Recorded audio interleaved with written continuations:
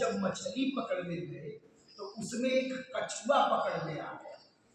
तो कहा कि ये कौन सा आश्चर्य है, जल में कछुआ मिल ही सकता है। कहा मामला इसका नहीं कि कछुआ मिल गया, आश्चर्य ये था कछुआ तो मिला पर सबने देखा कि कछुए के पीठ पर बाल उगाया था। लिखा कमठ पीठ जामहि बरुबारा। क्या देखा कि कछुए के पीठ पर बाल उगाए।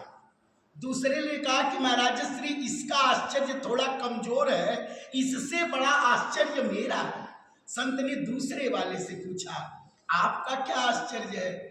दूसरे वाले ने कहा आश्चर्य ये है कि हमारे वहां शहर में एक चौराहा है और चौराहे पर एक व्यक्ति मरा हुआ पड़ा था, मृत प्राय पड़ा था। तो जो पुलिस विभाग के लोग थे वो आए और पूछे इसको किसने मारा। तो सभी क्षेत्र के लोगों ने एक स्वर से कहा यही कि एक बाझिनी महिला है, उसी के पुत्र ने इसकी हत्या कर दी।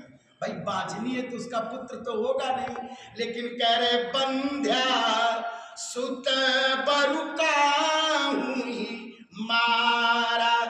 बंध्या सुत, सुत माने बेटा, बंध्या माने बाझिनी, बाझिनी के पुत्र ने इसकी हत्या कर दी। आप ये आश्चर्य मानेंगे? संत ने कहा चारों का सुन ले। तीसरे से पूछा तुम्हारा कौन सा आश्चर्य है? कहा हमारे वहां जो है यज्ञ हो रहा है, यज्ञ में भगवान को फूल अर्पित करना है, तो गांव के लोग फूल तोड़ने के लिए आकाश में जाते हैं।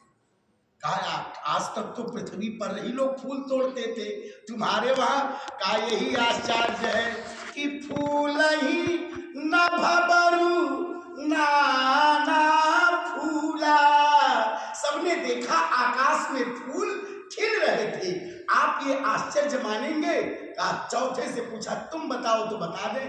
चौथे वाले ने कहा मेरा आश्चर्य तो इनसे बड़ा है। कहा तुम्हारा कौन सा आश्चर्य है? कहा हमारे वहां बालू पेरा जा रहा था, तेल निकल रहा था, सरसों का तेल निकल रहा था, और क्या? कहा पानी का मंथन किया जा रहा था, देसी घी निकल रहा था। अच्छा पानी के मंथन से घी निकलेगा?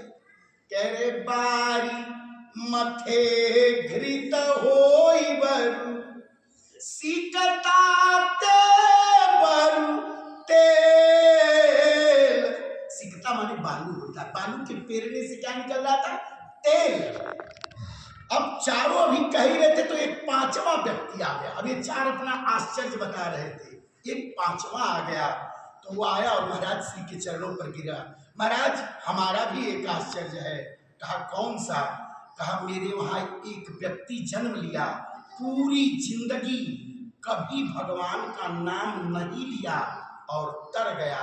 तब संत ने कहा रुको, जिस प्रकार से इस संसार में जिस प्रकार से कभी कछुए के पीठ पर बाल नहीं उग सकता है, जैसे किसी बाझिनी का पुत्र किसी की हत्या नहीं कर सकता है, जैसे आकाश में फूल नहीं खिल सकते हैं, जैसे पानी के मंथन से घी और बालू के पेरने से तेल नहीं निकल सकता है, उसी प्रकार पीलू हरि भजन न भवतरहि यह सिद्धांत अटेल, यह सिद्धांत अटेल।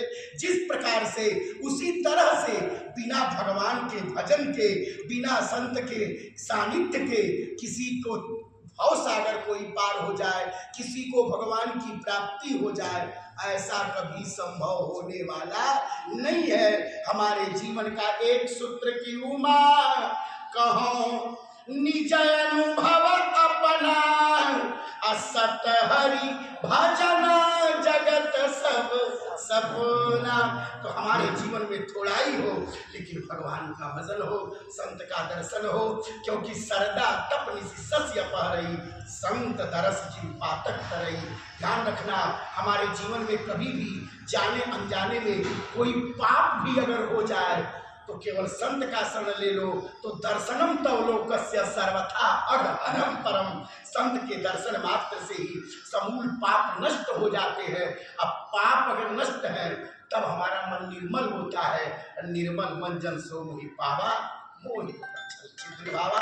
बोलिए राजा रामचंद्र भगवान की। बोलो चित्राधारी स्वामी लक्ष्मण पुरी।